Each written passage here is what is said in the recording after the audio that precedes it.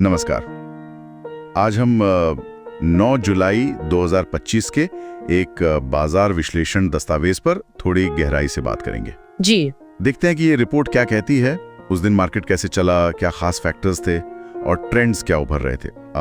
हमारा फोकस रहेगा टैरिफ वाली खबर पर और हाँ, अलग अलग सेक्टर्स ने कैसा परफॉर्म किया। बिल्कुल। तो रिपोर्ट खोलते ही पहली नजर में तो यही दिखता है कि निफ्टी 50 लगभग 0.18% नीचे 25,476 पर बंद हुआ। हाँ। और सेंसेक्स भी करीब 0.21% नीचे 83,536 पर। मतलब मिला जुला सा ही दिन था, एक दायरे में कारोबार हुआ। सही कहा, रेंज बाउंड सेशन था।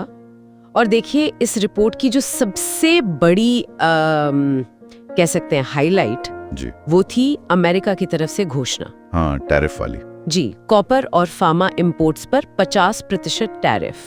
और रिपोर्ट में सोर्स प्रेसिडेंट ट्रंप को बताया गया है। तो ये खबर आते ही जाहिर है मेटल और फार्मा इन सेक्टर्स पर काफी दबाव दिखा। हाँ, मैंने देखा। While inflows rose, markets remained cautious until trade tariff clarity. मतलब कैसे Technical global trade snapshot policy का support. असर सीधे अपने घरेलू शहरों पर दिखता है। बिल्कुल, ये साफ दिखाता है कि हमारा मार्केट ग्लोबल संकेतों के प्रति कितना संवेदनशील है। लेकिन हाँ, ये भी जरूरी है कि सब कुछ नेगेटिव नहीं था। कुछ सेक्टर्स थे जो मजबूत भी रहे। अच्छा, कौन से? रिपोर्ट के हिसाब से डिफेंसिव माने जाने वाले सेक्टर जैसे ऑटो, उसमें करीब 0.38% की बढ़त थी और एफएमसीजी वो भी अच्छा चला, लगभग 0.8% ऊपर। अच्छा, तो मतलब ये ट्रेंड दिखा कि जब अनिश्चितता बढ़ी तो निवेशक शायद सेफ हेवन की तरफ गए। हाँ, ऐसा लगता है। वो स्टॉक्स जो घरेलू खपत पर ज्यादा निर्भर करते हैं। और इसके उलट आईटी सेक्टर, जैसे आपने कहा HCL टेक, लगभग 2% नीचे था और ऑयल एंड गैस, इनमें कमजोरी दिखी। ये शायद ग्लोबल डिमांड से ज्यादा जुड़े हैं। बिल्कुल, ये Auto पैटर्न तो यही FMCG, इशारा कर रहा है। MRF Maruti, अच्छा, एक और fuel अहम for डेवलपमेंट defensive था play. जिसका जिक्र है रिपोर्ट में। हाँ। वो सेबी का एक्शन।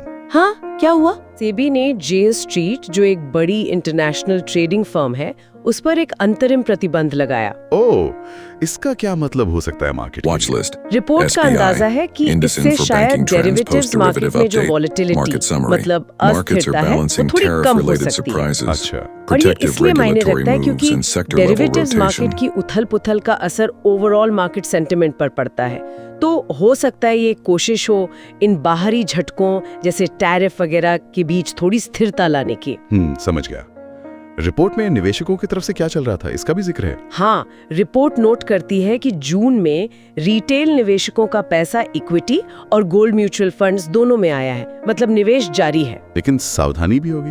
बिल्कुल सावधानी भी है, क्योंकि ट्रेड और टैरिफ को लेकर तस्वीर पूरी तरह साफ नहीं है ना। और टेक्निकली मार्केट कैसा दिख रहा था, लेवल्स वगैरह? हाँ, टेक्निकली देखें तो निफ्टी ऐसा लग रहा था जैसे 25,450 से 25,500 के सपोर्ट जोन और ऊपर 25,600 से 25,650 के रेजिस्टेंस लेवल के बीच फंसा हुआ है। एक रेंज में। जी, और वॉलेटिलिटी इंडेक्स इंडिया विक्स वो करीब 3% गिरा था, जो थोड़ी राहत की बात है, लेकिन वॉल्यूम्स खासकर डेरिवेटिव्स में वो कम थे। ठीक है, तो इस पूरे विश्लेषण को देखते हुए अगले दिन यानी 10 जुलाई के लिए रिपोर्ट क्या रणनीति सुझा रही थी? देखिए, रिपोर्ट ने 3 तरह की स्ट्रैटेजी बताई है।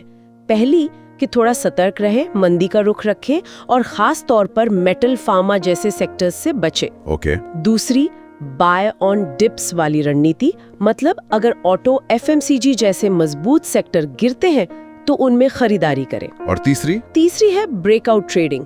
अगर मार्केट 25,600 के ऊपर निकलता है तो या तो प्रॉफिट बुक करे या फिर उसके ऊपर सस्टेन करने पर ही तेजी का सोचे।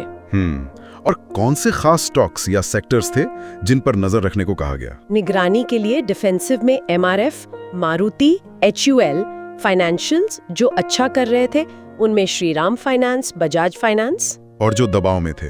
दबाव वाले स्टॉक्स में वेदांता, हिंडाल्को तो थे ही, साथ में HCL टेक, अपोलो हॉस्पिटल्स और बैंकिंग ट्रेंड्स को समझने के लिए SBI और इंडसइंड बैंक पर नजर रखने की सलाह थी। तो कुल मिलाकर सार ये निकलता है कि बाजार उस दिन कई चीजों के बीच संतुलन साध रहा था।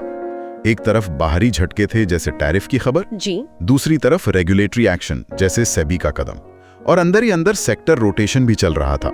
ऑटो एफएमसीजी ऊपर तो मेटल फार्मा नीचे। बिल्कुल सही। और इंडेक्स एक दायरे में 25,450 से 25,650 के बीच कंसोलिडेट कर रहा था। हाँ, तो आगे देखने वाली सबसे अहम बात यही होगी कि ट्रेड पॉलिसी पर कुछ क्लैरिटी आती है या नहीं, और ये कि क्या डिफेंसिव सेक्टर अपनी लीड बनाए रख पाते हैं। ये विश्लेषण एक ऐसे दिन की तस्वीर पेश करता है जहां मार्केट एक दायरे में था और संकेत मिले जुले थे। बिल्कुल। और ये एक अहम सवाल भी छोड़ जाता है सोचने के लिए कि ऐसे ग्लोबल ट्रेड टेंशन वाले माहौल में क्या वो सेक्टर्स जो लंबी अवधि में घरेलू मांग पर ज्यादा फोकस करते हैं वो ज्यादा मजबूत साबित होंगे। ये एक विचारणीय बिंदु है आगे के लिए। सही कहा, ये देखने वाली बात होगी।